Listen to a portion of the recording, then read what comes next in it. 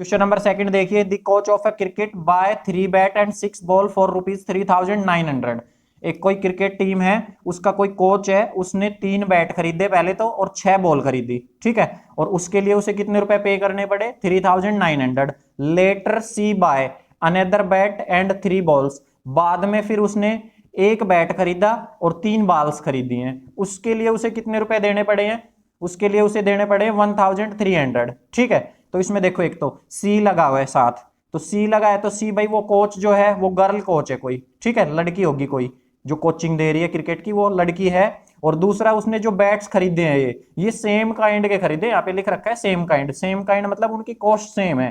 पहले जो bat ball खरीदे थे उनकी जो कॉस्ट थी, एक बैट जितने रुपए का आता था ये दूसरे बैट भी उतने ही रुपए का आता है, और बॉल की जो एक बॉल जितने रुपीज की आती होगी वो सेम काइंड की है, दूसरी भी उतने ही रुपए की आती है, बस इनकी काउंटिंग में फर्क है। पहले 3 बैट 6 बॉल थी और बाद में एक बैट 3 बॉल खरीदे हैं, ठीक है। तो इसको हमें क्या करना है? Represent this situation algebraically and geometrically. इस सिचुएशन को मतलब इक्वेशन बना के दिखानी है, और ज्योमेट्रिकली मतलब भाई ग्राफ भी खींच के दिखाना है। तो देखिए इसका सॉल्यूशन स्टार्ट करते हैं। तो इसके अंदर हमें बैट और बॉल दो चीजें खरीद रहा है, और दो चीजें, अब इसमें दो ही चीजें क्यों दी है? क्योंकि हमें वेरिएबल भी तो दो चाहिए, एक x मानना पड़ेगा एक y, इसलिए एक को x मान लेंगे बैट को और एक को y मान लेंगे, ठीक है। और अब इसमें हमें कंपैरिजन तो किसी का दिया हुआ नहीं है, जैसे पिछले क्वेश्चन में एज वाले में तो उसने कंपैरिजन दिया था, खुद की एज का आफ्ताब ने कंपैरिजन दिया था कि वो खुद उसकी लड़की से 7 टाइम्स बड़ा था, तो उसने अपना कंपैरिजन अपनी लड़की के साथ दिया था, एज की के साथ, इसलिए लड़की की एज पहले माननी थी। इसमें ऐसा कोई कंपैरिजन नहीं है भाई बैट बॉल से इतना ज्यादा रुपीज का है या इतने कम का है, ठीक है। तो अब इसमें हम कुछ भी मान सकते हैं, किसी को भी एक्स वाई मान सकते हैं एक तरह से। तो हम इसमें पहले बैट लिखा है तो हम बैट की कॉस्ट मान लेते हैं, लेट कर लेते हैं 1 bat cost is equal to x rupees. एक बैट मान लिया हमने एक्स रुपीज का आता है, और लेट 1 बॉल कास्ट नहीं cost, 1 ball cost is equal to एक बॉल की कॉस्ट वाई रुपीज, ठीक है भाई। एक बैट एक्स रुपीज का आता है और एक बॉल आती है वो वाई रुपीज की आती है। अब इसके बाद देखो, दो केस दिए हैं, पहले केस में उसने 3 बैट और 6 बॉल खरीदे हैं, तो यहां पे मैं लिख सकता हूं भाई 3 बैट और 6 बॉल की कॉस्ट 3,900 रुपीज। तो ये लाइन में पूरे के पूरे यहां लिख रहा हूं, ठीक है। 3 bat and 3 bats and 6 balls cost is कितनी है भाई? वो ₹3,900, ठीक है, ₹3,900। तो अकॉर्डिंग टू क्वेश्चन, अब क्वेश्चन में ही कहिए ये चीज, अकॉर्डिंग टू क्वेश्चन में यहां से स्टेटमेंट बनाना चाहता हूं, ठीक है। तो कैसे बनाऊंगा भाई? अब 3 बैट, अब हमारे एक बैट की कॉस्ट x रुपए है, तो 3 बैट कितने के आएंगे भाई? 3x के, ठीक है भाई। आ गई ये चीज समझ में? एक बैट मान लो भाई आप 1,000 रुपए का आता है, तो 3 बैट कितने के आएंगे? 3,000 के आएंगे, 1,000 गुणा 3, ठीक है। ऐसे ही एक बैट अगर x रुपीज का आता है तो 3 बैट कितने के आएंगे? x गुणा 3x के आएंगे। और एक बॉल अगर y रुपीज की है तो 6 बॉल कितनी आएगी? 6 गुणा y। अब ये दोनों चीजें खरीदी है उसने, तो ये रुपीज भी देने पड़ेंगे और ये रुपीज भी, ये 3x रुपीज आ जाएंगे 3 बैट की कॉस्ट, और 6y मैंने लिए यहां से 6 बॉल की कॉस्ट, और दोनों चीजें खरीदेगा तो दोनों रुपए देने पड़ेंगे, तो प्लस लगेगा, ये रुपीज प्लस ये रुपीज। और क्वेश्चन में क्या बताया? 3 बैट के रुपीज और 6 बॉल्स के रुपीज दोनों को ऐड करोगे तो हमें कितना मिलेगा? 3,900 रुपीज मिलेगा, ठीक है। ये चीज आ गई समझ में? तो ये हो जाएगी इक्वेशन फर्स्ट यहां से हमारी, ठीक है ना भाई। अब सेकंड केस लिखो भाई। सेकंड केस में क्या है? 1 बैट, तो इसमें लिखेंगे भाई 1 बैट, ठीक है, या फिर नंबर में लिख लो 1 bat and 3 balls, 3 ball cost is, इसकी इन दोनों की कॉस्ट उसे पड़ी कितनी? 1,300 रुपीज, ठीक है, इतने रुपीज। अब अकॉर्डिंग टू क्वेश्चन डाल देंगे इसके आगे भी भाई, और हम स्टेटमेंट बना रहे हैं, तो स्टेटमेंट बनाएंगे एक बैट कितने रुपए का आएगा? ये लिख रहा भाई, एक बैट की कॉस्ट कितना है? x rupees. और 3 बॉल कितने की आएगी भाई? 3 बॉल्स देखे तो एक बॉल कितने रुपए की आती है? y की, तो 3 बॉल कितने की आएगी? 3y। और दोनों चीजें खरीदेगा तो प्लस हो जाएंगे दोनों रुपीज, ये एक बैट के रुपीज, ये 3 बॉल के, और हमारे हिसाब से तो ये बन रही है कॉस्ट x प्लस 3y, और क्वेश्चन में क्या दे रखी है इसकी कॉस्ट 1300। ठीक है, तो ये हो जाएगी इक्वेशन सेकंड। बस ये तो हो गया हमारा हाफ आंसर। उसने कहा था इसको एल्जेब्रिकली रिप्रेजेंट करके दिखाओ, हमने इनको एल्जेब्रिकली रिप्रेजेंट कर दिया है। अब इनका ग्राफ और खींचना है हमें, ठीक है ना। बना पाओगे ना ये इक्वेशन यहां से। अब ग्राफ के लिए देखो, ग्राफ बनाने के लिए हमें क्या करना होता है, इससे दो कोऑर्डिनेट निकालने पड़ेंगे और इससे। तो पहले फर्स्ट इक्वेशन से निकाल लेते हैं। तो लिखने का तरीका फ्रॉम इक्वेशन फर्स्ट से, इक्वेशन फर्स्ट को राइट डाउन कर दो। इक्वेशन फर्स्ट है भाई 3x plus 6y is equal to 3900। अब मैंने क्या बताया भाई, आप कोऑर्डिनेट जब बना पाओगे इजीली जब एक्स वाई को लेफ्ट हैंड साइड और राइट हैंड साइड दोनों को अलग अलग तरफ रखोगे। अब पिछले क्वेश्चन में तो भाई ये वाई जो दे रखा था ये माइनस का दे रखा था, तो मैंने इसको उस तरफ भेज दिया ताकि वाई उस तरफ जाके प्लस का हो जाए और हमारी इक्वेशन भी सोल्व हो जाए। अब यहां से तो भाई दोनों चीजें प्लस की दे रखी है, और इसका भी भाई कोफिशिएंट दिया हुआ है और इसका भी कोफिशिएंट दिया हुआ है। ठीक है, अब मान लो अगर यहाँ पे x का कोफिशिएंट कुछ नहीं होता, ऐसे होता x प्लस 6y, तो हमें इसका कोफिशिएंट दिया हुआ है ना, तो हम 6y को उस तरफ भेजेंगे तो हमारा फायदा होगा, हमारी कैलकुलेशन आसानी से हो जाएगी। ठीक है, अब यहाँ पे तो दोनों का कोफिशिएंट दिया हुआ है, तो दोनों का दिया हुआ है तो आप किसी को भी दूसरी तरफ भेज सकते हो। तो मैं यहाँ से 6y को उस तरफ भेज रहा हूँ, तो 3x इज इक्वल टू, ये यहाँ पहले से है राइट साइड में, और ये 6y उस तरफ जाएगा तो माइनस का 6y हो जाएगा। अब यहां से मुझे x की वैल्यू निकालनी है, ये तो 3x की वैल्यू आएगी यहां से, तो अब इस 3 को भी उस तरफ भेज दूंगा, तो x इज इक्वल टू, नीचे ये क्या चला जाएगा 3 डिवाइड में, यहाँ 3 मल्टीप्लाई में है और उस तरफ जाएगा तो इन दोनों के डिवाइड में आ जाएगा। तो ये हो जाएगी हमारी इक्वेशन, इसको मार्क कर लेते हैं हम। अब इसमें हम y की वैल्यू पुट करते जाएंगे, x की मिलती जाएगी। तो यहां से हम अपनी टेबल बना लेते हैं भाई।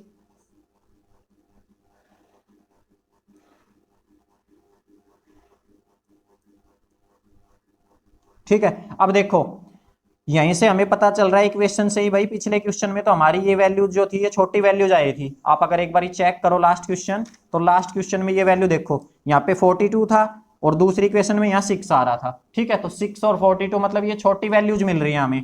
तो यहाँ से तो जो हमने ग्राफ बनाया था, ग्राफ पे तो ये वैल्यूज हमें जो हमारे कोऑर्डिनेट आए थे ये छोटी आए थे, अंडर 10 आए थे। अंडर 10 मतलब हमें ये एक एक के गैप से लिए थे। जो ये ग्राफ बनाया था यहाँ पे, जो ये ग्राफ का जो ये स्केल ले रखा है इसी को स्केल बोलते हैं। ठीक है, ये ग्राफ में इसको स्केल बोल रहे हैं, जितने जितने के यूनिट से हम जितना जितना डिस्टेंस ले रहे हैं। तो यहाँ तो एक एक का ले रहे हैं हम, 1 2 3 4 ऐसे। ठीक है, और अब इसके अंदर जो दूसरा क्वेश्चन आ रहा है इसमें मुझे यहाँ पे भाई, तो यहां से मुझे इस वैल्यू से इक्वेशन से ही पता चल रहा है, इसमें देखो 3000 आ रहा है, इसमें भी 1000 आ रहा है। तो ये वैल्यू पिछले जो क्वेश्चन था उससे काफी बड़ी आ रही है।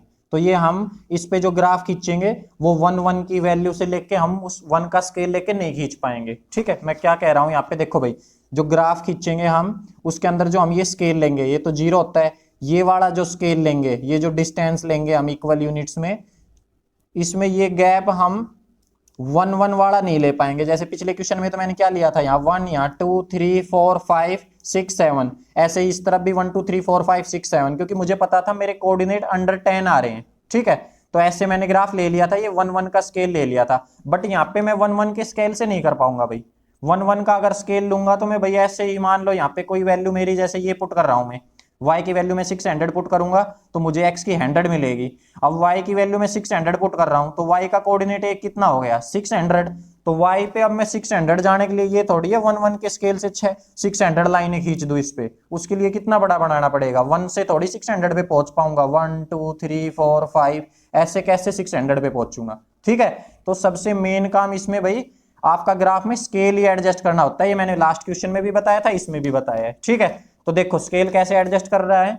अब इसमें मैं हंड्रेड्स की फॉर्म में ले रहा हूं। अब इसको जो ये कोऑर्डिनेट लेंगे हम, ये कैसे ले लेंगे, ये 0, इसको 100 ले लेंगे, इसको 200, नेक्स्ट को 300, इसको 400, ऐसे ही ऊपर भी 100 की फॉर्म में ले लूंगा मैं।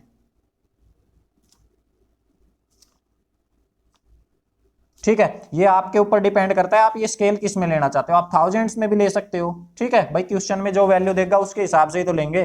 ठीक है, ये चीज आ गई समझ में। बस अब इसके बाद कोऑर्डिनेट लेने हैं। तो देखो इसमें मैं फर्स्ट इक्वेशन से मेरी ये इक्वेशन आ गई, x इस तरफ y उस तरफ। ठीक है, x y। अब इसको मैं सोल्व कर रहा हूं आगे, तो x की वैल्यू निकलती जाएगी, y की पुट करनी पड़ेगी इसमें। तो मुझे क्या दे रखी है equation, x is equal to 3900 minus 6y upon 3।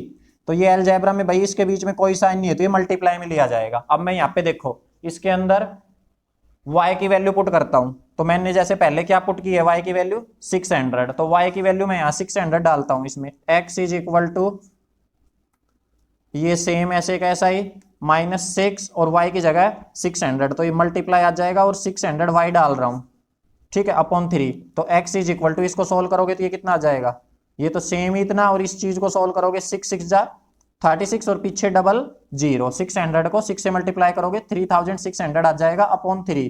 अब इसमें से इसको माइनस करोगे 3900 में से 3600 माइनस करोगे तो 300 बच जाएगा ऊपर आपका, और नीचे कितना बचेगा 3, और इस तरफ तो x। अब ये तो कैंसिल हो जाएगा, 3 1 जा 3, 3 1 जा 3 और डबल 0, तो x की वैल्यू क्या आ गई 100। x की वैल्यू क्या आ गई मेरी 100, तो मैंने यहाँ पे लिख दिया है y जब 600 पुट किया x आ गया मेरा 100।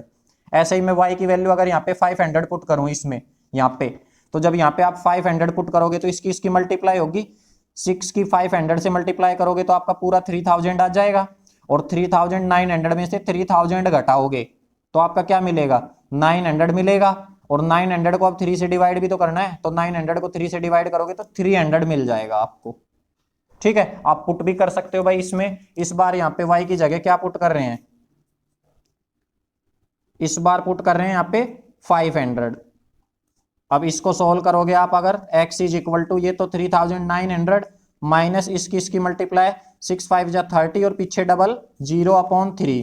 अब x इज इक्वल टू इसमें से ये माइनस करोगे तो 900 बच जाएगा, और अपॉन 3 ये कैंसिल हो जाएगा, 3 1 जा 3, 3 3 जा 9, 0 और 0, तो x इज इक्वल टू आ जाएगा 300, ठीक है। तो ये मैंने कोऑर्डिनेट यहां से निकाल लिए हैं, ये क्या आ गया 300, ठीक। दो कोऑर्डिनेट चाहिए, दो निकल गए हैं। अब नेक्स्ट इक्वेशन को सोल्व करो फ्रॉम इक्वेशन सेकंड इक्वेशन क्या गिवन है भाई, सेकंड इक्वेशन एक बार लिखो, x plus 3y is equal to 1300। अब इसमें देखो मेरे पास x का कोफिशिएंट नहीं गिवन है मेरे पास, ठीक है, तो मैं इसके अंदर इस चीज को यहीं रखूंगा और जिस इसका कोफिशिएंट है इसको दूसरी तरफ भेज दूंगा, तो ये यहाँ पे 1300 ऐसे कैसा, और ये 3y उस तरफ जाके हो जाएगा माइनस का। तो अब इसको कर लेते हैं मार्क, ठीक है। अब इसके अंदर मैं y की वैल्यू डाल लूंगा, x की वैल्यू मुझे मिल जाएगी। तो यहाँ पे इसके कोऑर्डिनेट बना लेते हैं भाई, यहाँ से टेबल बना के दो कोऑर्डिनेट लिख लेते हैं, यहाँ x यहाँ y, ठीक है। तो अब यहाँ पे मैं y की वैल्यू पुट करूंगा, ठीक है, तभी तो x की मिलेगी। y की वैल्यू देखो, अब ऊपर वाले कोऑर्डिनेट मुझे मिल रहा है यहाँ पे y के मेरे मैक्सिमम 600 तक गया है, x मैक्सिमम 300 तक गया है। तो मैं जो अपना ग्राफ बनाता हूँ लगभग इस पे जो ये लाइंस लेके चल रहा हूँ, ठीक है, ये मैं मैक्सिमम भाई 3 4 से ज्यादा होनी चाहिए ये लाइन, ये नहीं कि ऐसा एक ही कोऑर्डिनेट ले लो पूरा ही भाई, जैसे यहाँ पे तुम्हें 3900 और 1300 मिल रहा है, तो ऐसा भी नहीं लेना कि एक ही दो ही कोऑर्डिनेट में पूरे ग्राफ खत्म कर दो। एक कोऑर्डिनेट ले लो 5000, अगला ले लो 10,000, इसमें ही खत्म हो गया, उससे फिर आपका ग्राफ जो होगा बहुत छोटा बनेगा और कोऑर्डिनेट पास पास आएंगे तो आप क्लियरली नहीं रिप्रेजेंट कर पाओगे, ठीक है। तो मैं क्या बोल रहा हूं, जो ये आप पे इस पे ये मार्जिन लोगे, ठीक है, ये आपका मैक्सिमम भाई आपको 10 से कम रखना है, 7 8 तक रखना है, और मिनिमम जो है वो 3 4 से ज्यादा लेनी है। ये जो डंडे खींच रखे हैं इसमें ये भाई क्या है 3 4 से ज्यादा होने चाहिए और 10 से कम लेके चलना, तो आपका एक ग्राफ अच्छा बनेगा, क्लियर बनेगा, ठीक है। तो अब यहां से 600 तक वैल्यू जा रही है, तो 600 का मतलब y के 6 डंडे हो गए भाई, 100 के डंडे खींचेंगे तो एक डंडा 100 पे, तो 6 डंडे खींच दिए जाएंगे, ठीक है। अब इसमें भी मैं ऐसे ही लेना चाहता हूं 500 600 से वैल्यू ज्यादा ना जाए, तो यहाँ पे पुट करते हैं। अगर मैं y की वैल्यू यहाँ पे 400 पुट करूं, y की वैल्यू अगर 400 पुट करूंगा तो 400 किससे मल्टीप्लाई होगी, 400 की 3 से करोगे 1200 हो जाएगा। अब 1300 में से 1200 घटाओगे तो 100 बच जाएगा, ठीक है। ऐसे ही तो ये हमें छोटी वैल्यू मिल गई, यहाँ पे सही चल रहा है हमारा ये स्केल। अब ऐसे ही अब 100 में यहाँ पे मैं पुट कर लेता हूँ भाई, यहाँ पे मैं 300 पुट करूँ अगर, तो 3 3 जा 9 हो जाएगा, तो 900 आ जाएगा। अब 1300 में से 900 घटाओगे तो ये आपका कितना बच जाएगा भाई, 400 बच जाएगा, ठीक है। आगे समझ में, तो ये हमारे कोऑर्डिनेट 100 की फॉर्म में आ गए, और अब हम इसका ग्राफ बना लेते हैं, ठीक है। तो चलिए अब ग्राफ बना देते हैं इसका जल्दी से। ये भाई ग्राफ पेपर ले लिया मैंने। अब इसके ऊपर देखो लाइंस दी हुई है, इनका डार्क लाइन का और लाइट लाइन जो खींच रखी है इसका मैंने मतलब बता दिया है। इसका भी भाई कॉन्सेप्ट होता है एक देने का। तो मुझे एक्स एक्सिस वाई एक्सिस बनाना है सबसे पहले। तो अब मुझे यहाँ पे दिख गया कि मेरे नेगेटिव में तो कोई कोऑर्डिनेट है ही नहीं। पिछले क्वेश्चन में एक कोऑर्डिनेट नेगेटिव में लिया था, इसलिए नेगेटिव में हमने वैल्यू ले ली थी। इसमें तो दोनों पॉजिटिव ही हैं, तो बेशक से आप नेगेटिव की तरफ वाली लाइंस ना भी बढ़ाओगे तो भी चलेगा, ठीक है, क्योंकि पॉजिटिव है सारी वैल्यू। तो एक्स एक्सिस और वाई एक्सिस बना लेता हूँ। वाई की मैक्सिमम वैल्यू 600 और एक्स की मैक्सिमम वैल्यू 300, 100, 400, 1, तो 400। एक्स की मैक्सिमम 4 और वाई की 600। तो यहां से मुझे आइडिया लग गया भाई कि भाई जो ग्राफ बनेगा वो मेरा 500, 600 के अराउंड में आ जाएगा। तो अब आपको देखो, जो एक्स एक्सिस वाई एक्सिस की भी लाइन खींचनी होती है वो आप इस डार्क पे ही खींचा करो। आपको इसमें बॉक्सेस बॉक्सेस मिलेंगे, मैं बार बार बता रहा हूं ये चीज। देखो यहाँ पे आपको ये स्क्वायर बॉक्स मिल रहा है एक पूरा, तो पूरे ग्राफ में ऐसे स्क्वायर बॉक्सेस से मिलेंगे। ये नेक्स्ट भी स्क्वायर बॉक्स है, ये भी एक स्क्वायर बॉक्स है, ये नेक्स्ट भी स्क्वायर बॉक्स है, इनका भी भाई ये स्क्वायर। ऐसे ग्राफ बनाने का रीजन है आप, ठीक है। आप जो एक्स एक्सिस वाली लाइन ले रहे हो, वाई एक्सिस वाली लाइन, तो मैं ये इस बॉक्स वाली लाइन पे ले रहा हूं, ठीक है। तो जैसे यहां बना देते हैं, तो यहां पे मैंने लिया भाई ये वाई एक्सिस वाली लाइन खींच ली मैंने यहां तक, ठीक है। यहां तक ले आओ इस कॉर्नर तक, ताकि आपका ये एक बॉक्स जो दिख रहा है ये पूरा बॉक्स हो जाए, ठीक है। ये बॉक्स ऐसे, ये बॉक्स से बॉक्स से चलते जाएं, ठीक है। अब मैंने यहाँ पे एक्स एक्सिस वाली लाइन खींचनी है, तो ये भी मैं खींच लेता हूं यहाँ पे, यहां तक, ठीक है। और आगे बढ़ाना पड़ेगा, बढ़ा लेंगे हम इनको। अब ये तो भाई ऐसे, इस पे आप सिर्फ ये दो लाइनें खींच के भी बना सकते हो, क्योंकि मेरे पास सारे पॉजिटिव ही कोऑर्डिनेट है। और अगर ग्राफ को ठीक सा शो करना चाहो तो भाई ये आप इसको पूरा, इसको भी नीचे की तरफ बढ़ा दो थोड़ा सा, और उस तरफ भी बढ़ा दो, ठीक है, ताकि आपका प्लस का साइन पूरा आ जाए, चारों क्वाड्रेंट दिख जाए उसको, ठीक है। हालांकि हो तो ये दो ही क्वाड्रेंट में भी सोल्व जाता। अब आपको ये यहाँ पे, ये पिछले क्वेश्चन में बता दिया, ये होता है एक्स डैश एक्सिज, क्योंकि इस पे नेगेटिव वैल्यू आती है। ये होगा वाई डैश एक्सिज, इस पे भी नेगेटिव वैल्यू आती है। डैश वाले पे दोनों लाइंस पे नेगेटिव वैल्यू आएगी। ये एक्स एक्सिज खा ले, इस पे सारी पॉजिटिव वैल्यू, और ये वाई एक्सिज, इस पे भी पॉजिटिव वैल्यूज ही आएंगी, ठीक है। अब हम इसमें स्केल एडजस्ट कर लेते हैं। जहां पे ये दोनों परपेंडिकुलर लाइंस एक दूसरे को इंटरसेक्ट करती है वो तो ओरिजिन होता है, उस पे होता है 0, यहाँ 0। अब देखो मैं ये बॉक्स बता रहा हूं, यहाँ पे ये बॉक्स बनेगा, आपको ये बॉक्स दिख रहा है, ठीक है। इस बॉक्स के अंदर ये जो लाइन आएगी, ये बॉक्स की लाइन है ना, इस लाइन को मैं ले रहा हूं 100। नेक्स्ट बॉक्स ये बनेगा, इस बॉक्स की जो ये नेक्स्ट लाइन आएगी इसको ले रहा हूं मैं 200। तो आपको बस इसी तरह लेना है। इसको मैं ले रहा हूं 300, नेक्स्ट को ले रहे हैं भाई 400, इससे नेक्स्ट ये 500, और इससे नेक्स्ट 600। तो मैं 6 तक ही ले लेता हूं, क्योंकि मेरी एक्स की वैल्यू जो है मैक्सिमम कहां तक है, 400 तक ही तो है, ठीक है। तो 600 में आ जाएगा सारा। y की मैक्सिमम 600 तक वैल्यू है, तो y के भी ऊपर ले लेते हैं भाई, यहाँ पे ये हो जाएगा 100। ऐसे ये नेक्स्ट बॉक्स देखो, यहाँ भी एक पूरा बॉक्स बन गया अब ये, ठीक है ना। यहाँ पे दिखाएं तो ये बॉक्स है, ये नेक्स्ट बॉक्स, तो ये इसीलिए मार्जिन इस तरह से एडजस्ट करके देते हैं यहाँ पे। ऐसे ये बॉक्स के कॉर्नर्स पे लेते जाएंगे ये पॉइंट। तो ये हो जाएगा 100, ये 200, 300, 4, 500, 600 और एक 700, ठीक है। तो 7 तक ले लिया, और मेरा कोऑर्डिनेट मैक्सिमम 6 तक ही आना है, ठीक है। नेगेटिव में आप ना भी लिखो तो भी चल जाएगा, और लिख के भाई इक्वलिटी करना चाहो तो लिख सकते हो, ये माइनस का 100, ये माइनस का 200। और मैं इस पे नहीं लिख रहा हूं क्योंकि नेगेटिव में कोऑर्डिनेट है ही नहीं मेरे। यहाँ पे ये माइनस का 100 हो जाएगा, ये माइनस का 200 हो जाएगा, ठीक है। ऐसे ही माइनस का 300, इसमें भी नेगेटिव नहीं है तो लिखने की जरूरत नहीं है। अब चलो हम इसमें कोऑर्डिनेट रिप्रेजेंट कर लेते हैं। तो देखो y की 600, x की 100, तो कोई सा भी 0 0 नहीं है, तो कोई भी पॉइंट लाइंस पे नहीं आएगा इस ग्राफ में, ठीक है। लास्ट ग्राफ में पॉइंट इस लाइन पे भी आया था, इस पे भी, क्योंकि x और y के एक एक कोऑर्डिनेट हमें 0 मिले थे। इसमें कोई 0 वैल्यू है ही नहीं हमारी, हमने 0 वाला बनाया ही नहीं। तो इसमें क्या करेंगे, x पे 100, y पे 600, पहले इस टेबल को बना रहे हैं। 100 और 600, x पे 100, तो x के 100 यहाँ आएगा, और y पे 600, तो ये दो हैं। अब इन दोनों लाइंस को भाई उसको इस तरफ बढ़ाना है, इसको इस तरफ, तो इन दोनों से एक कॉमन पॉइंट बनाना है। ये नहीं कि x पे 100 है तो आप 100 पे यहाँ निशान लगा लो, पॉइंट ले लो, और y पे एक दूसरा पॉइंट ले लो। दो पॉइंट थोड़ी लेने हैं, एक कोऑर्डिनेट से, ये पूरा एक कोऑर्डिनेट है, एक कोऑर्डिनेट से एक ही पॉइंट लेना है। तो 600 और 100 से एक पॉइंट कैसे ले सकते हो, आपने इस पे 100 पे फिंगर टिप रख ली, यहाँ पे x की वैल्यू प्लस 100, y की प्लस 600, इन दोनों पॉइंटों को कैसे मिला सकते हो, इसको ऊपर बढ़ाओ, इसको इस तरफ बढ़ाओ, अपने आप मिल जाएंगे। तो इसको मैं उस तरफ बढ़ा रहा हूँ, ठीक है, और कहाँ तक बढ़ाऊंगा, 600 तक, यहाँ तक बढ़ाएंगे और डॉटेड लाइन से मिलाना है। तो ये मैंने बढ़ा दिया इस तरफ और इसको इससे मिला दिया, ठीक है भाई। तो x का कोऑर्डिनेट यहाँ से 600 चल के आया है, यहाँ से 100 और ये दोनों यहाँ इंटरसेक्ट किए हैं, तो ये हो जाएगा इनका कॉमन पॉइंट, ठीक है, एक पॉइंट रिप्रेजेंट कर दिया। ऐसे ये नेक्स्ट x पे 300, y पे 500, तो x पे 300 ये और y पे 500 ये, इन दोनों को आगे बढ़ाएंगे, ठीक है। तो ये 5 वाले से जाके मिलेगा 500 की यहाँ पे आ रही है लाइन, ठीक है। तो इनको मिला दो भाई, इससे आप यहाँ से यहाँ और 5 वाली लाइन को उससे मिला दो ऐसे, ठीक है। तो यहाँ पे आ जाएगा ये कोऑर्डिनेट। तो इसके तो मैंने टेबल के दोनों कोऑर्डिनेट बना दिए, अब दोनों कोऑर्डिनेट बन गए तो इनको एक लाइन से मिला दो आप। तो इसको हम एक लाइन से ऐसे मिला देते हैं, ठीक है, इस पे दोनों तरफ एरो लगा देते हैं, ये लाइन है, ठीक है। अब इन लाइन के कोऑर्डिनेट और इस लाइन का नाम लिखना है, वो मैं बाद में लिखता हूं, क्योंकि अभी से दूसरी लाइन खींचनी है। तो अब यहाँ पे मैं अगर मान लो यहाँ नाम लिख दूं ऐसे ब्रेसेस डाल के, हो सकता है वो लाइन इसी में से जाए, तो फिर वो पॉइंट कट जाएंगे ना, ठीक है। ज्यादा भाई कटिंग वटिंग ना हो, इसलिए बाद में डाल देंगे कोऑर्डिनेट।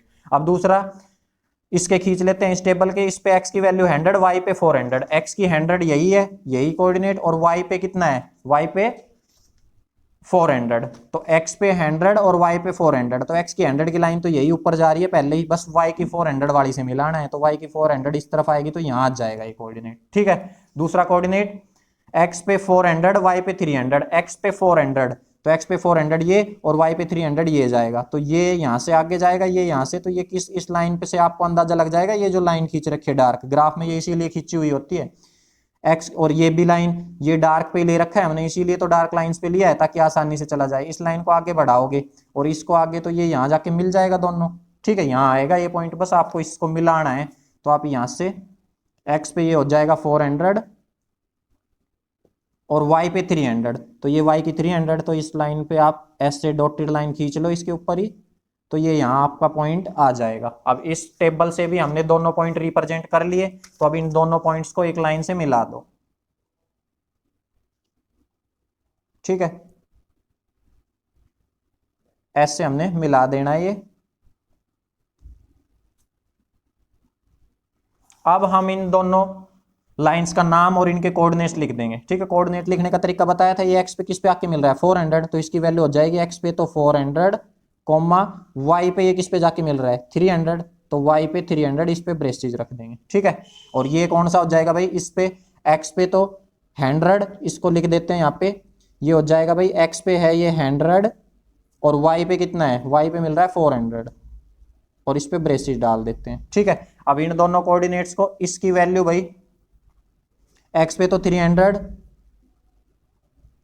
और y पे ये किससे मिल रहा है 500 पे, आगे x की वैल्यू रखनी है पीछे y की, ठीक है। ऐसे इसके अंदर ये x पे कितने पे मिल रहा है 100 और y से 600, ठीक है। तो इनके कोऑर्डिनेट लिख दिए, लाइन के नाम और लिख दो भाई। ये जो पहले वाली लाइन थी 100 600 वाली, 100 और 600 ये किससे बनी थी, 3x + 6y = 3900, तो इसका नाम क्या है भाई, इसके आगे इसका नाम लिख देते हैं, यहाँ इस तरफ लिखो चाहे उस तरफ लिखो, इसका हो जाएगा इक्वेशन का नाम 3x + 6y = 3900, ठीक है। और इस दूसरी वाली इक्वेशन का नाम हो जाएगा भाई, इसका क्या नाम है, x + 3y = 1300, यही है ना, x + 3y = 1300। तो ये हमने इसका ग्राफ बना दिया है, ठीक है, ये हमने इसका कंप्लीट ग्राफ बना दिया है, ये इसका सॉल्यूशन हो जाएगा क्वेश्चन नंबर 2 का, ठीक है भाई। तो ग्राफ के अंदर मेन काम आपको स्केल एडजस्ट करना ही होता है, इसमें 100 का लेना पड़ा,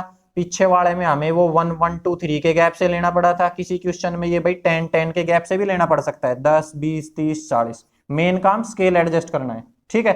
नेक्स्ट क्वेश्चन देखिए, क्वेश्चन नंबर 3 देखिए, the cost of 2 kg of apples and 1 kg of grapes on a day was found to be ₹160, ठीक है। तो 2 kg एप्पल की और 1 kg ग्रेप्स की किसी पर्टिकुलर दिन जो कॉस्ट मिली थी वो थी भाई 160, ठीक है। आफ्टर ए मंथ, एक मंथ बाद, the cost of 4 kg Apple and 2 kg grapes, और 1 महीने बाद 4 kg एप्पल और 2 kg ग्रेप्स की कॉस्ट जो हो गई वो हो गई 300। तो रिप्रेजेंट दिस सिचुएशन एल्जेब्रिकली और जियोमेट्रिकली। ठीक है, इसमें भी सेम भाई इक्वेशन बना के दिखानी है एल्जेब्रिकली और ग्राफिकली रिप्रेजेंट करना है। तो इसका आंसर देखो भाई, सॉल्यूशन स्टार्ट करते हैं। तो इसके अंदर भी दो चीजें दी है, एक एप्पल एक ग्रेप्स, पिछले क्वेश्चन की तरह ही है जैसे उसमें बैट और बॉल दिया था। ठीक है, तो सेम वही क्वेश्चन है भाई, वही कॉन्सेप्ट है बिल्कुल। और इसमें भी भाई किसी का कंपैरिजन नहीं दे रखा, ये नहीं दे रखा एप्पल ग्रेप से इतना महंगा है। ठीक है, तो कंपैरिजन कुछ नहीं दिया है इसमें भी, बस इसमें क्या दिया हुआ है, एक चीज एप्पल है एक ग्रेप्स है, तो इसमें भी हमें एक्स वाई मानना है क्योंकि दो वेरिएबल में लानी है ना इक्वेशन। तो दो वेरिएबल के लिए एक चीज एक्स लानी पड़ेगी एक वाई लानी पड़ेगी। अब एक्स वाई किसको मानने, अगर कंपैरिजन देता तो हम कंपैरिजन वाले कॉन्सेप्ट से मान लेते कि जिसके साथ कंपैरिजन दिया है उसको पहले मान लेते। अब इसमें तो कोई कंपैरिजन है ही नहीं, तो आप जो इसने जिस तरह से लिख रहा है, पहले एप्पल लिख रहा है तो पहले एप्पल की कॉस्ट मान लो फिर ग्रेप्स की मान लो। ठीक है, तो चलिए इसको स्टार्ट करते हैं। Late cost of 1 kg Apple, हमने 1 kg एप्पल की कॉस्ट मान ली एक्स रुपीज। ठीक है, अब ऐसे ही let cost of 1 kg grapes, इसकी मान ली भाई वाई रुपीज। एक्स वाई ही माननी है क्योंकि 2 वेरिएबल्स में इक्वेशन बनानी है। ठीक है, ये चीज समझ लो आप। अब इसके बाद देखो आगे इसने क्या बताया, 1 kg ऑफ ग्रेप्स और 2 kg एप्पल। तो यहां पे मैं लिखूंगा cost of 2 kg Apple and 1 kg grapes. 2 kg Apple है और 1 kg ग्रेप्स है भाई। ठीक है, और इज वो कितनी है 160 रुपीज। इज की जगह भाई आप वोज कर लेना। ठीक है ना, ये पास्ट की बात है, वोज कह रहा है। ठीक है, तो वो भाई 160 रुपीज है। अब इसके अंदर कॉस्ट अगर मैं अकॉर्डिंग टू क्वेश्चन निकालू, अपने क्वेश्चन के अकॉर्डिंग, अकॉर्डिंग टू क्वेश्चन, अब मैं 2 kg एप्पल की कॉस्ट निकालूं जैसे पिछले क्वेश्चन में निकाली थी। 1 kg एप्पल कितने के आते हैं एक्स के, 1 kg कोई चीज एक्स रुपए की है तो 2 कितने की आएगी, ज्यादा की आएगी, ज्यादा के लिए एक्स की 2 से मल्टीप्लाई, तो 2x की आ जाएगी। 2 kg एप्पल की कॉस्ट हो जाएगी 2x। ऐसे ही ग्रेप्स है 1 kg, तो 1 kg की तो कॉस्ट वाई रुपीज ही है, तो ये तो वाई के ही आएंगे। और दोनों एक साथ लोगे तो दोनों के रुपए ऐड हो जाएंगे। ये 2 kg एप्पल के रुपीज, ये 1 kg ग्रेप्स के रुपीज, दोनों इकट्ठे लोगे तो दोनों रुपीज देने पड़ेंगे। और दोनों के रुपीज अकॉर्डिंग टू क्वेश्चन कितने हैं 160 इज इक्वल टू 160। ये बन जाएगी इक्वेशन फर्स्ट। आगे समझ में, ये पहली इक्वेशन बन गई आपकी। ठीक है, अब ऐसे ही जो सेकंड केस दिया है वो क्या दिया है, 1 महीने बाद उसने 4 kg एप्पल और 2 kg ग्रेप्स खरीदे हैं। तो यहां पे हम लिखेंगे cost of 4 kg apples and 1 kg grapes is 300 rupees. ठीक है, ये कितनी है भाई 300 रुपीज। अब इसको देखो, इसको अकॉर्डिंग टू क्वेश्चन हम कैसे स्टेटमेंट में लिखेंगे, इसको स्टेटमेंट से इक्वेशन में कैसे रिप्रेजेंट करेंगे। तो 4 kg एप्पल कितने रुपए के आएंगे, 1 kg एक्स के, तो 4 kg तो ज्यादा के आएंगे, ज्यादा के लिए 4 की एक्स से मल्टीप्लाई। ठीक है ना, ये कैसे निकाल रहे हैं पिछले क्वेश्चन में बताया भाई मैंने, इसमें फिर से बता देते हैं एक बार। अगर कोई चीज देखो भाई, एक चीज अगर 10 रुपए की आ रही है तो 4 चीजें कितने की आएगी, ज्यादा की आएगी। एक चीज 10 की है, एक बिस्किट 10 रुपए का है तो 4 पैकेट कितने के आएंगे 40 रुपए के आएंगे। ये पता कैसे चला भाई, 10 को 4 से क्या कर दिया मल्टीप्लाई। ठीक है ना, ऐसे ही हम इसमें कर सकते हैं, एक चीज एक्स की है तो 4 चीजें कितनी आएंगी 4x की आएगी। ठीक है, रफली भी आप देख सकते हो, ये भाई सेम वही कॉन्सेप्ट है। एक भाई मान लो एक बिस्किट का पैकेट जो है वो 10 रुपीज का आता है। ठीक है, तो 4 बिस्किट के पैकेट कितने रुपए के आएंगे, 4 ज्यादा के आएंगे, ज्यादा के लिए इसकी और इसकी मल्टीप्लाई, तो 10 4 जा कितने आ गया 40, तो 40 रुपीज के ही तो आएंगे। ऐसे ही मान लो एक बिस्किट की कॉस्ट x रुपीज है तो 4 बिस्किट की कॉस्ट कितनी हो जाएगी, इसकी और इसकी क्या होगी मल्टीप्लाई। यहां भी तो यही किया था, इसकी और इसकी मल्टीप्लाई, तो x इंटू 4 की x से करोगे तो 4x। ठीक है, ये कॉन्सेप्ट आ गया ना समझ में। तो यहां से ऐसे ले रहे हैं भाई हम डायरेक्ट, तो 1 kg x के तो 4 kg कितने के आएंगे 4x रुपीज के, और 1 kg ग्रेप्स, 1 kg ग्रेप्स ही लेने हैं तो भाई एक नहीं है भाई 2 kg ग्रेप्स है यहाँ पे, एक नहीं 2 kg लिखो। तो 2 kg ग्रेप्स कितने के आएंगे, वो हो जाएंगे 2y के, और दोनों के रुपीज इकट्ठे देने हैं प्लस, और अकॉर्डिंग टू क्वेश्चन वो कितने रुपीज हैं 300, तो इज इक्वल टू 300, ये इक्वेशन हो जाएगी सेकंड। तो ये तो हमने इनको कर दिया एल्जेब्रिकली रिप्रेजेंट, हाफ आंसर तो आपका यही हो गया। ठीक है, अब इसको ज्योमेट्रिकली और करना है, ज्योमेट्रिकली ग्राफ बनाना पड़ेगा। तो ग्राफ बनाने के लिए क्या बताया हुआ है मैं मेथड, कैसे करते हैं, पहली इक्वेशन के कोऑर्डिनेट, तो फ्रॉम इक्वेशन फर्स्ट क्या है 2x plus y is equal to 160। अब इसमें एक्स वाई की वैल्यू किसी एक की पुट करी जाएगी और दूसरे की निकाली जाएगी, ठीक है, वेरिएबल की। अब यहाँ पे मैंने क्या बताया, थोड़ा सा क्या देख लिया करो कि भाई जैसे इसमें y के साथ कोई भी कोफिशिएंट नहीं दिया है, तो y को यहीं रखो, x वाले को उस तरफ भेज दो, तो y इज इक्वल टू ये 160 और ये उस तरफ जाएगा तो माइनस का 2x, तो यहां से आपके पास डायरेक्ट मिल जाएगा, आप x की वैल्यू पुट करते जाओ, y की आती जाएगी, ठीक है ना। अगर आप इसमें देखो, अगर इसको आप उस तरफ भेज देते, y को अगर आप उस तरफ भेज देते, तो आपके पास यहां से क्या मिलता भाई, देखो मैं अगर यहां से 2x plus y is equal to 160 है, अगर मैं यहां से थोड़ा सा ये नहीं करता कि इस कोफिशिएंट वाले को यहीं नहीं रोकता जिसका कोफिशिएंट नहीं है, इसको मैं उस तरफ भेज देता, तो ये आता 2x इज इक्वल टू 160, और y को उस तरफ भेजोगे तो माइनस का हो जाएगा। अब ये आपकी x की वैल्यू थोड़ी आएगी, ये तो 2x की आएगी, अब 2 को भी तो उस तरफ भेजना पड़ेगा, तो x is equal to 160 minus y upon 2। अब आप y की वैल्यू पुट करते जाना, x की आ जाएगी। यहाँ पे क्या करना पड़ेगा, x पीछे है, x की पुट करोगे तो y की आएगी, जो अकेला लिखा है उसकी वैल्यू आएगी, जिसकी दूसरे की पुट करोगे तब। यहाँ पे x अकेला लिखा है तो x की आएगी, y की पुट करोगे तब। पर अब इन दोनों से आंसर तो सेम ही आएगा, पर कैलकुलेशन इस वाली चीज से आसान होगी। क्यों, क्योंकि भाई देखो यहाँ तो डिवाइड में नंबर आ गया, अब आप इसमें जो पुट करोगे, रफ वर्क है भाई, ये समझाने के लिए बता रहा हूं मैं आपको, कि जब यहाँ किसी चीज को लेफ्ट राइट भेजो, तो या तो अगर माइनस वाली चीज है यहाँ पे कोई, जैसे पहले क्वेश्चन में था, तो उसको उस तरफ भेजो ताकि वो दूसरी तरफ जाके प्लस की हो जाए और हमारी प्लस में ही कैलकुलेशन चले, ये फायदा हो जाए। दूसरा, अगर दोनों प्लस की दे रखी है, जैसे इसके अंदर दोनों प्लस की है और दोनों का कोफिशिएंट भी दिया हुआ है, इसमें आपकी मर्जी, आप किसी को भी उस तरफ इस तरफ भेज सकते हो। और इसमें फर्स्ट इक्वेशन में y का कोई कोफिशिएंट नहीं दिया था, तो इसको यहीं रखना है और जिसका कोफिशिएंट दिया है उसको उस तरफ भेज देना है। इसका क्या फायदा होगा, एक तो एक स्टेप में ही आपकी वैल्यू आ जाएगी, इसके लिए 3 स्टेप करने पड़े, इसमें एक स्टेप के लिए आ जाएगी, और डायरेक्ट पुट करते जाओगे और जल्दी से कैलकुलेट करते जाओगे, डिवाइड नहीं करना पड़ेगा। ठीक है, तो इससे अब मैं टेबल बना देता हूं।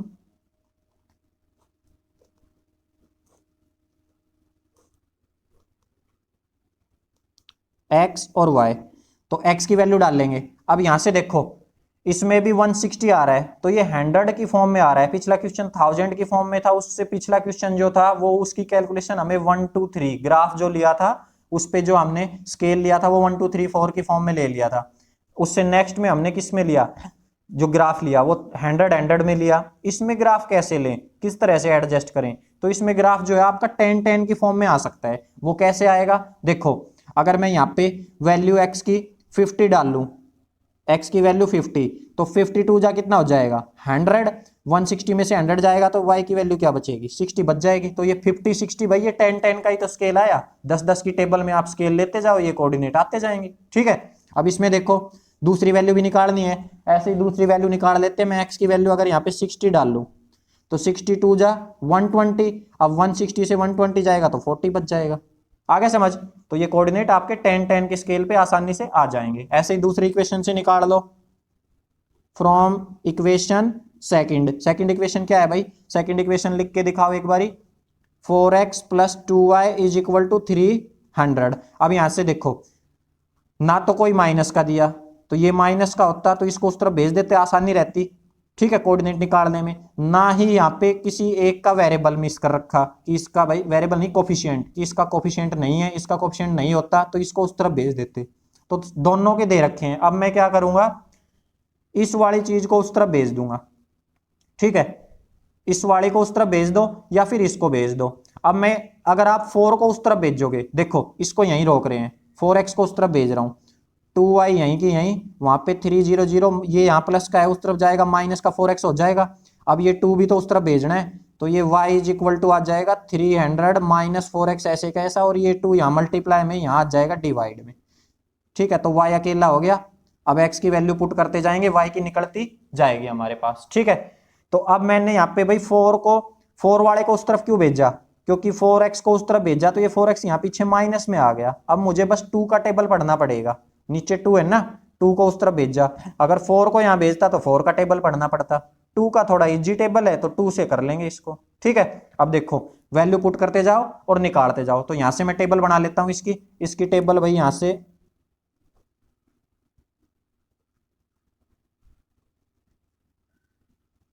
x और y। अब हमें x की वैल्यू पुट करनी है तो y की मिलेगी, पहले हम y की वैल्यू पुट करेंगे। ठीक है, अब इसमें पुट करो भाई, और ऐसा नंबर पुट करना जो 2 से डिवाइड भी हो जाए। तो यहाँ पे देखो, यहाँ पे मैं क्या पुट करता हूं, यहाँ पे मैं पुट कर देता हूं 50। तो 50 पुट करूंगा x का, तो 54 जा 200। अब 300 में से 200 घटेंगे तो 100 बच जाएंगे, और 100 को 2 से डिवाइड करोगे तो 50 आ जाएगा।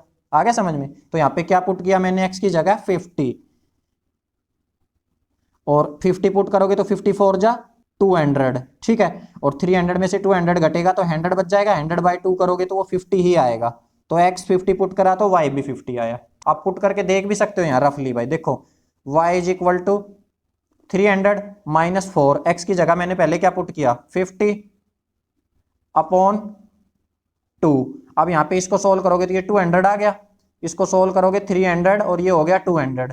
तो 300 में से 200 गया तो कितना बचेगा 100/2, इसको सोल्व करोगे तो ये 50 आ गया। ठीक है, अब ऐसे ही y के अंदर 300 माइनस 4 इंटू, अब x की जगह क्या पुट किया 40 और अपॉन 2। तो जब ये 40 पुट करोगे तो 4 जा 16। ठीक है भाई, 40 पुट करोगे तो 16 आएगा, 6 आएगा। तो 300 में से 160 घटेगा, 4 जा 16 हो गया ना, तो 160 घटेगा तो कितना आ जाएगा 140 आ जाएगा भाई। ठीक है, अपॉन 2 इसको कैंसिल करोगे तो ये 70 आएगा। ये कितना आएगा 70, y की वैल्यू आएगी 70, 30 नहीं 70। ठीक है, तो 2 कोऑर्डिनेट इसके आ गए, बस अब इसका ग्राफ खींच दो। नेगेटिव में तो कोई वैल्यू ली नहीं है तो नेगेटिव का मार्जिन आप कम रख सकते हो। ठीक है, इस तरफ का ग्राफ बेशक से कम ले सकते हो, क्योंकि हमारा नेगेटिव में हमें रिप्रेजेंट ही नहीं करना। जब नेगेटिव रिप्रेजेंट करना पड़े तो ग्राफ भी इच्छिक में बना लिया करो। बाकी आप वैल्यू से अंदाजा लगा सकते हो कि ग्राफ को किस तरफ बनाएं, कहां बनाएं। ये एक्स एक्सिस और वाई एक्सिस मैंने पॉजिटिव की तरफ खींच लिए हैं दोनों। ठीक है, अब ये इस तरफ वाई डैश एक्सिस आ जाएगा और इस तरफ एक्स डैश एक्सिस आ जाएगा। ठीक है, नेगेटिव में वैल्यू है नहीं इसलिए ज्यादा बड़ी लाइन में ले नहीं रहा हूं। ये एक्स डैश एक्सिस और ये वाई डैश एक्सिस। ठीक है, इसके ऊपर y पे मैक्सिमम वैल्यू मुझे कहां तक मिल रही है, y की मैक्सिमम वैल्यू 60 और ये 70 तक मिल रही है मैक्सिमम। तो भाई 7 डंडे खींचने पड़ेंगे, आप यहाँ पे 7 लाइंस खींच लो।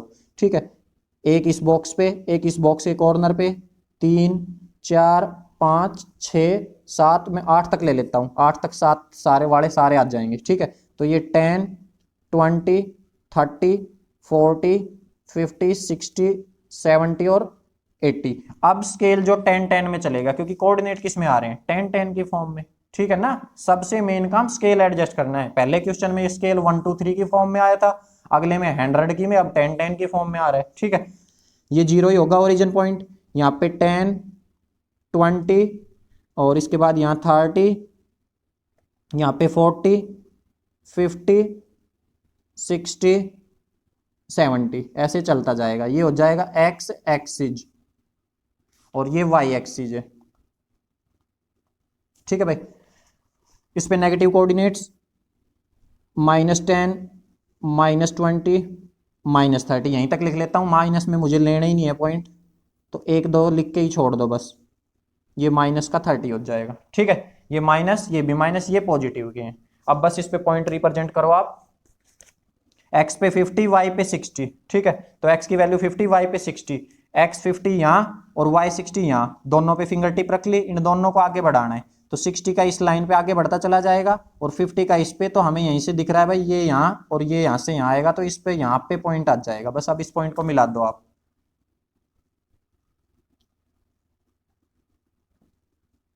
ठीक है, उस तरफ उससे मिला दो 60 से। ठीक है, तो ये पॉइंट मिल गया। दूसरा पॉइंट देखो, 60 एक्स पे और वाई पे 40, एक्स पे 60 ये वाली लाइन और वाई पे 40 ये आएगी, ये आगे यहाँ और 60 यहाँ पे इस पॉइंट पे मिल जाएगी। ठीक है, इनको मिला लो भाई, एक्स पे तो 60 यहाँ तक ले जाओ और वाई पे 40 पे ही मिलेगी, ये लाइन यहाँ से आ जाएगी। इनको मिला लो भाई आप, डॉटेड लाइन से मिलाना है। ठीक है, ये पॉइंट यहाँ आ गया, तो दोनों पॉइंट हो गए। तो दो पॉइंटों से क्या खींच जाती है, एक लाइन। इन दोनों पॉइंटों में से होते हुए बीचों बीच एक लाइन खींच लो आप। तो एक तो हमने लाइन खींच ली है। ठीक है, अब दूसरी, एक टेबल के तो कोऑर्डिनेट रिप्रेजेंट कर लिए, दूसरी के देखो, एक्स पे 50 वाई पे भी 50, दोनों पे 50 50। एक्स की 50 वाली तो पहले ही खींच रखी है, बस वाई की 50 वाली से इसको मिला दो।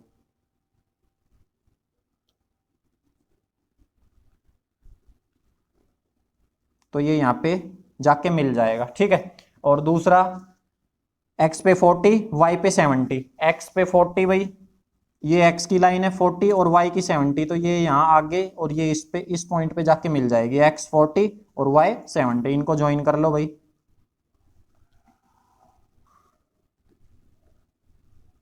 उस तरफ भी ज्वाइन कर दो, ये लाइन है ही यहाँ पहले ही खींच रही है, इसीलिए ये लाइन मिलती है हमें इसके ऊपर, आप बिना स्केल के भी कुछ काम कर पाए। ठीक है, अब इस पॉइंट को और इस पॉइंट को मिला दो एक लाइन से, तो इनको मिला लिया भाई हमने ऐसे।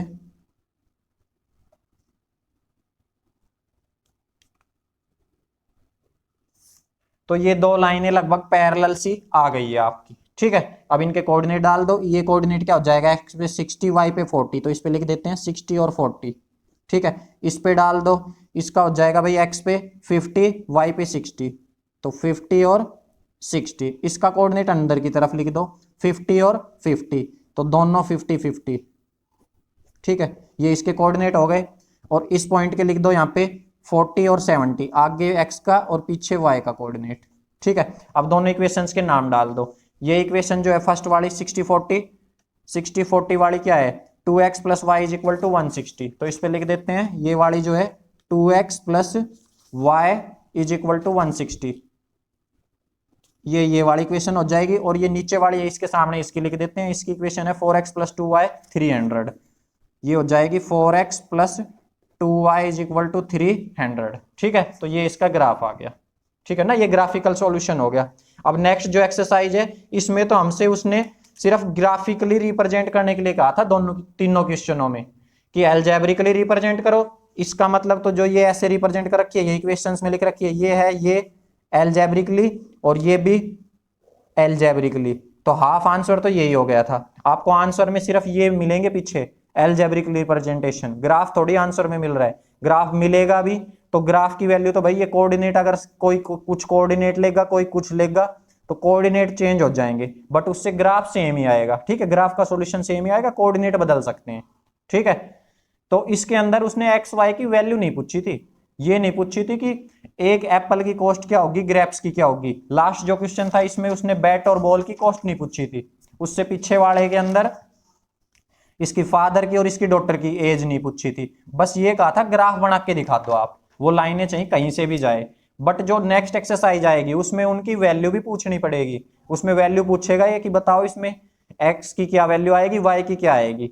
तो वैल्यू ग्राफ से कैसे पता चलता है वो और देख लो इसी में। जैसे ये दो लाइनें आई, ये दो लाइनें हमें पैरेलल दिख रही है, तो ये कहीं भी कट ही नहीं करेगी, तो ये कट ही नहीं करेगी, तो यहाँ पे हम एक्स वाई की वैल्यू निकाल ही नहीं सकते, कोई सॉल्यूशन ही नहीं होगा इस टाइप की इक्वेशंस का। ठीक है, जहां पे ये कट करे वहीं पे वैल्यू आ पाएगी, वहीं पे एक्स वाई की वैल्यू आएगी हमारी। ठीक है, जैसे हमने कोई ग्राफ खींचा, ये कोई ग्राफ है, तो ना कट करने वाले में तो मैंने बता दिया, जैसे ये कट ही नहीं कर रहा, जब कट ही नहीं कर रहा तो कोई वैल्यू नहीं आएगी। अब मान लो कोऑर्डिनेट जो भी आएंगे, मान लो एक ऐसे लाइन आ गई और दूसरी जो लाइन खींची वो ऐसे कट कर गई, यहाँ पे इस पॉइंट पे ये दोनों लाइन कट कर गई।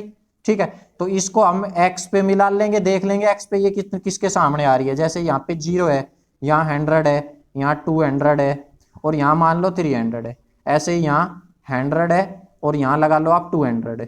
तो अब ये एक्स पे किस पे मिल रही है, 300 पे, और वाई पे किसके सामने है, बिल्कुल 200, तो यहाँ से एक्स की वैल्यू आ जाएगी 300 और y की वैल्यू, y किसके सामने है 200। तो जहां पे ये लाइनें इंटरसेक्ट करती है ग्राफ के अंदर, वहीं से एक्स वाई की वैल्यू आती है उसी पॉइंट से। इस पॉइंट को देख लेंगे ये एक्स पे किस पे मिल रहा है, वाई पे किस पे मिल रहा है। अगर ये इंटरसेक्ट ही नहीं करेगी तो हम एक्स वाई की वैल्यू नहीं निकाल पाएंगे। ठीक है, तो ये आ जाएगा अगली एक्सरसाइज का कॉन्सेप्ट। तो इसमें हमने सारे क्वेश्चंस कंप्लीट कर लिए हैं। अगर क्वेश्चन समझ आए हो तो वीडियो को लाइक करें, चैनल को सब्सक्राइब करें। Thank you, have a nice day.